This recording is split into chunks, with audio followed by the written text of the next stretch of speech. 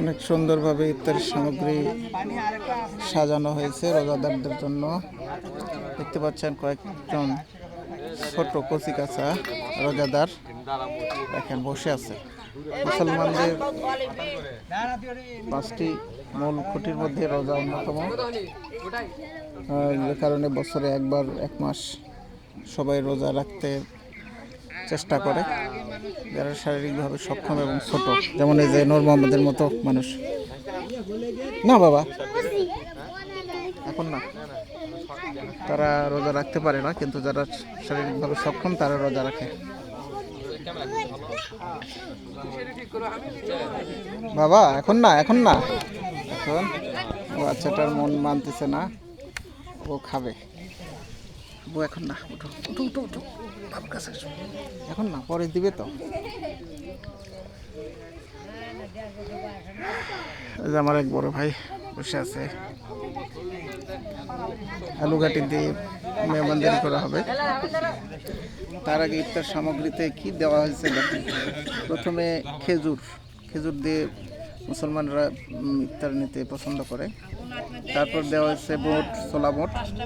তারপর আপেল দেওয়া হয়েছে, শসা দেওয়া হয়েছে, পেঁয়াজু দেওয়া হয়েছে, বেগুনি দেওয়া হয়েছে, যারা মুখরোচক আইটেমগুলোও রয়েছে ইফতারিতে। সাথে দেওয়া হয়েছে সাদা ভাত। এই সাদা ভাত দেওয়া হয়েছে ইফতার পরবর্তীতে সবাই যেন এই আলুঘাটি দিয়ে ভাতটা খেতে পারে পেট পুরে। আপনারা জানেন যে রোজা রাখলে সারাদিন কোনো পানাহার করা যায় না, সেহেতু এখানে এই ধরনের ভারী খাবারের ব্যবস্থা করা হয়েছে। সাথে আছে শরবত, সমিষ্ট শরবত। শরবত দিয়েও অনেকে ইফতারি করে। যাই হোক, আপনাদের এলাকায় কি কি দিয়ে ইফতার হচ্ছে, আপনাদের এলাকায় এরকম মাহফিলে কি ধরনের খাবার পরিবেশন করা হয় তা অবশ্যই জানাবেন। চারদিকে একদম একটা কেমন যেন একটা অবস্থা। মসজিদের উপরে আছি আমরা অনেক উঁচুতে।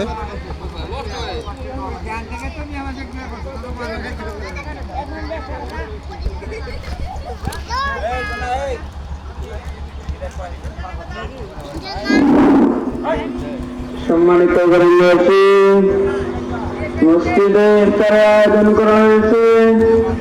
আপনারা অতি তাড়াতাড়ি মসজিদে চলে আসুন।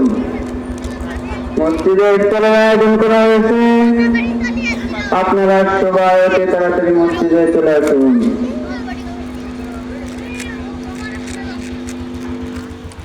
মসজিদের বাইকে ঘোষণা করা হলো যে মাত্র ইফতারির আয়োজন করা হয়েছে। আপনারা যারা ইফতারিতে অংশগ্রহণ করতে চাচ্ছেন তারা চলে আসুন অতি দ্রুত, কারণ আর বেশি সময় নেই হাতে। একটু পরে ইফতার সময় হয়ে যাবে। তো যাই হোক, আমি আমার আজকের ভিডিও এখানে শেষ করছি। ধন্যবাদ সবাইকে। আসসালামু আলাইকুম, আল্লাহ হাফেজ।